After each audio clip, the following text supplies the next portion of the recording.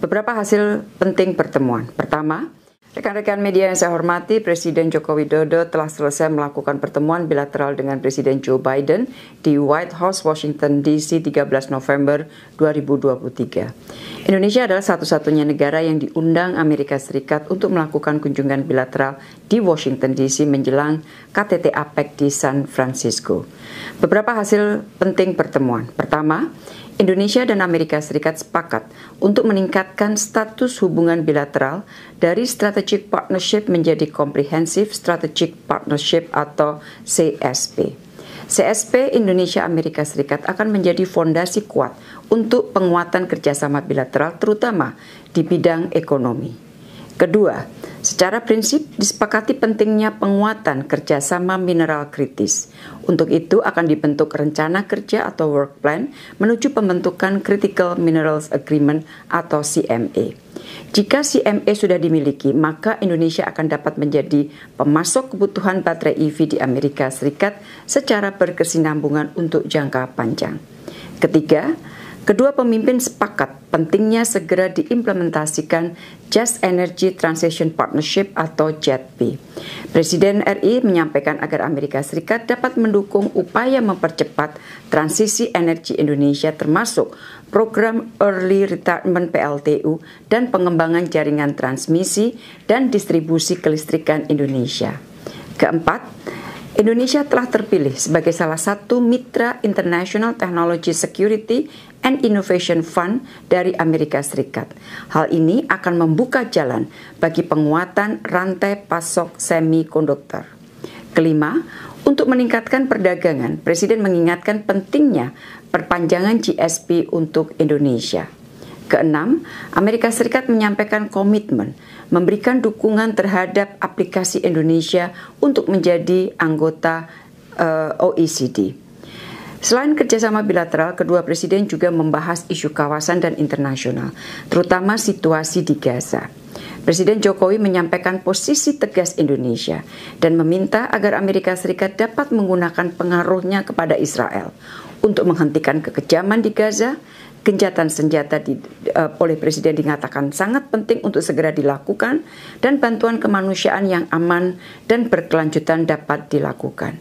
Serta proses perdamaian menuju two-state solution berdasarkan parameter internasional yang disepakati dapat segera dimulai kembali. Presiden RI juga menyampaikan hasil keputusan KTT luar biasa OKI yang baru saja diselenggarakan di Riyadh 11 November yang lalu pada saat pertemuan dengan Presiden Joe Biden.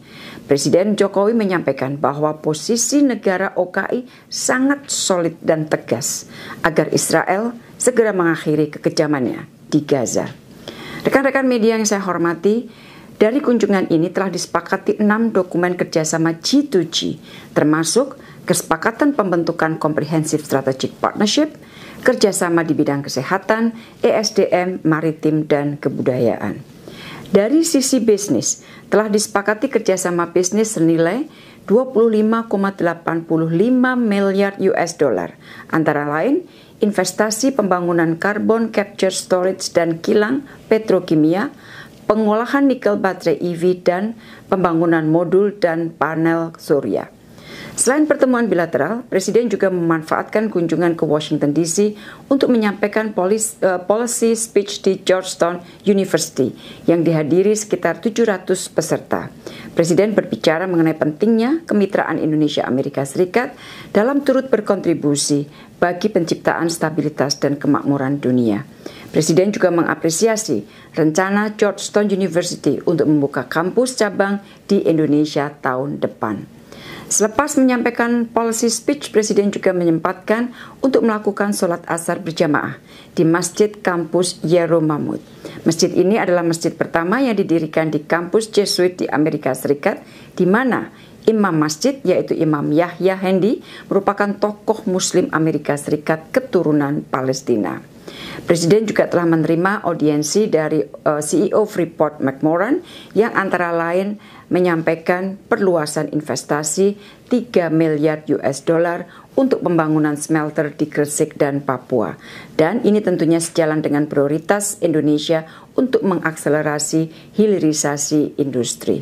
Rekan-rekan media yang saya hormati, setelah dari Washington, Presiden akan menuju ke San Francisco untuk menghadiri rangkaian KTT APEC, IPEF Leaders Meeting, dan berbagai kegiatan lainnya, termasuk pertemuan bisnis dengan berbagai pengusaha Amerika Serikat. Demikian yang dapat saya sampaikan. Terima kasih.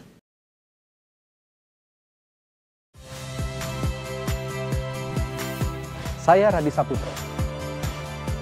Saksikan program-program Kompas TV melalui siaran digital, pay TV dan media streaming lainnya. Kompas TV, independen, terpercaya.